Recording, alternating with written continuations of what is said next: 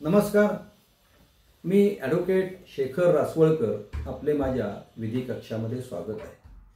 मित्रांनो, सर्वोच्च न्यायालयाच्या खंडपीठाने निगोशिएबल इन्स्ट्रुमेंट ॲक्टमध्ये सॅन जॅबिन तारीख विरुद्ध Kishore S Borkar criminal appeal number 1755/2010 मध्ये एक महत्त्वपूर्ण ऐतिहासिक निकाल दिला. त्या निकालाच्या फॅक्ट्स काय होत्या याच्यामध्ये मी जाणार नाही. मात्र सर्वोच्च न्यायालयाने ट्रायल कोर्टाने आणि सेशन कोर्टाने जी शिक्षा दिली होती आणि जी बॉम्बे हायकोर्टाने रद्द केली, ती सर्वोच्च न्यायालयाने बॉम्बे हायकोर्टाचा निकाल रद्द करून ट्रायल कोर्टाचा शिक्षेचा निर्णय कायम केला.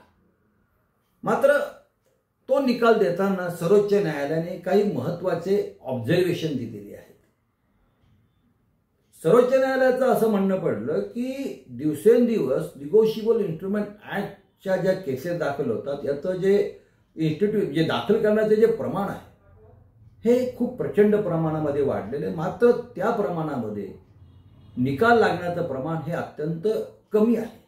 आणि याचं महत्त्वाचं कारण त्याने असं सांगितलं की केस दाखल झाल्यानंतर जेव्हा कोर्ट त्या गुन्ह्याची दखल घेतं आणि त्याच्यानंतर जे समन्स काढलं जातं तर समन्स आरोपीला बजावण्यासाठी खूप कालावधी लागतो. मग हा जो कालावधी जर कमी करायचा असेल तर त्यांनी सांगितलं तुम्ही जे रेग्युलर समन्स बजावताना त्या समन्सचा व्यतिरिक्त तुम्ही इलेक्ट्रॉनिक पद्धतीने सुद्धा आता समन्स बजावलं पाहिजे. म्हणजे त्यांनी असं सांगितलं की ज्यावेळेस तुम्ही कंप्लेंट दाखल कराल त्यावेळेस तुम्ही आरोपीचा mobile number, WhatsApp number, email address हा त्यामध्ये स्पष्टपणे नमूद केला पाहिजे आणि तुम्हाला या माध्यमामार्फत तुम्हाला समन्साची बजावणी करता येईल.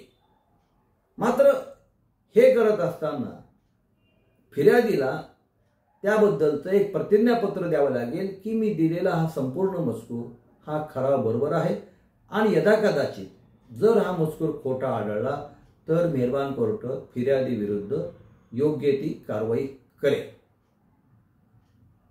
हा झाला पहिला मुद्दा. दुसरा मुद्दा त्यांनी असा सांगितला की ज्यावेळेस तुम्ही कंप्लेंट दाखल करता तर कोर्टाने एक फॉर्मॅट ठरवून दिलेला आहे.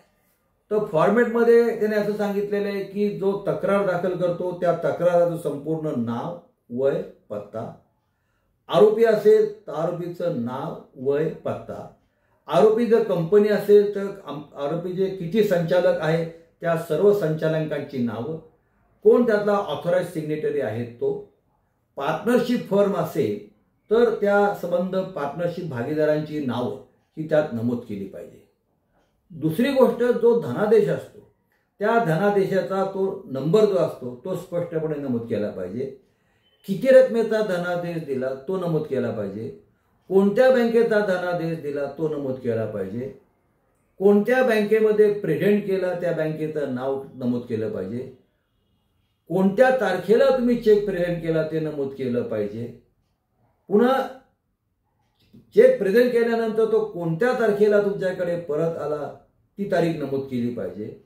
कोणत्या कारणास्तव परत आला ते कारण नमूद केलं पाहिजे. म्हणजे insufficient fund, refer to drawer. आणि हे सर्व झाल्यानंतर तुम्हाला नोटीस द्यावी लागते. ती नोटीस कोणत्या तारखेला नोटीस दिली,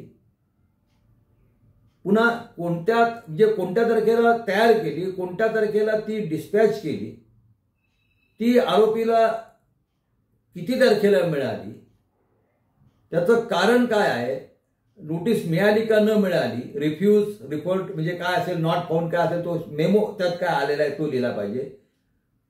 त्याची जी पावती आहे ती सोबत जोडली पाहिजे आणि नोटिशीला पुन्हा त्यांनी रिप्लाय दिला आहे का नाही. आणि दुसरं, कॉज ऑफ ॲक्शन, कंप्लेंट दाखल करायला कोणतं संयुक्तिक कारण घडलं ते नमूद केलं पाहिजे. आणि शेवटची प्रेयर आणि इंटरिम कॉम्पेन्सेशनचा अर्ज केला का नाही. आता हा फॉर्मॅट द्यायचं कारण काय होतं, फॉर्मॅट द्यायचं महत्त्वाचं कारण असं की कोर्टाला सकृदर्शनी प्रामाफेसी दिसलं पाहिजे की 138 साठी लागणारे जे इन्ग्रेडियंट्स आहेत ते फुलफिल झाले आहे किंवा नाही. आणि ते झाले असतील तर मग कोर्ट डायरेक्टली इश्यू प्रोसेस करतं. दुसरा महत्त्वाचा त्यांनी एक असं निरीक्षण नोंदवलं आहे, म्हणजे ऑब्झर्वेशन असं दिलेलं आहे की BNS जे भारतीय नागरिक सुरक्षा संहिता म्हणजे पूर्वीचं CRPC मध्ये म्हणजे आताच्या BNS मध्ये 223 मध्ये एक महत्त्वाचा बदल केला आहे की एक्झामिनेशन ऑफ कंप्लेंट त्यावेळेस म्हणजे गुन्ह्याचा दखल घेण्यापूर्वी कोर्ट काय करतं, कोर्ट आरोपीला समन बजावतं. याचा उद्देश काय की तुझा असा गुन्हा दाखल झालेला आहे, तुझं त्याविषयी काय म्हणणं आहे. परंतु त्यांनी याच प्रकारची पद्धत निगोशिएबल इन्स्ट्रुमेंट ॲक्टमध्ये सुरू केली होती. मात्र जेव्हा हे प्रकरण कर्नाटक हायकोर्टासमोर जेव्हा आलं, अशोक विरुद्ध फैयाद नावाची केस होती, तेव्हा त्यांनी सांगितलं की हा जो ॲक्ट आहे हा स्पेशल एनॅक्टमेंट आहे, त्यामुळे याला नोटीस म्हणजे केस दाखल झाल्यानंतर नोटीस पाठवण्याची गरज नाही. याच धर्तीवरती सर्वोच्च न्यायालयाने सांगितलेलं आहे की जर तुम्ही चेक अनादर प्रकरणी केस दाखल झाली तर 223 प्रमाणे आरोपीला नोटीस काढण्याची गरज नाही. कारण निगोशिएबल इन्स्ट्रुमेंट ॲक्टमध्ये असं म्हटले not with standing contain in the criminal procedure code.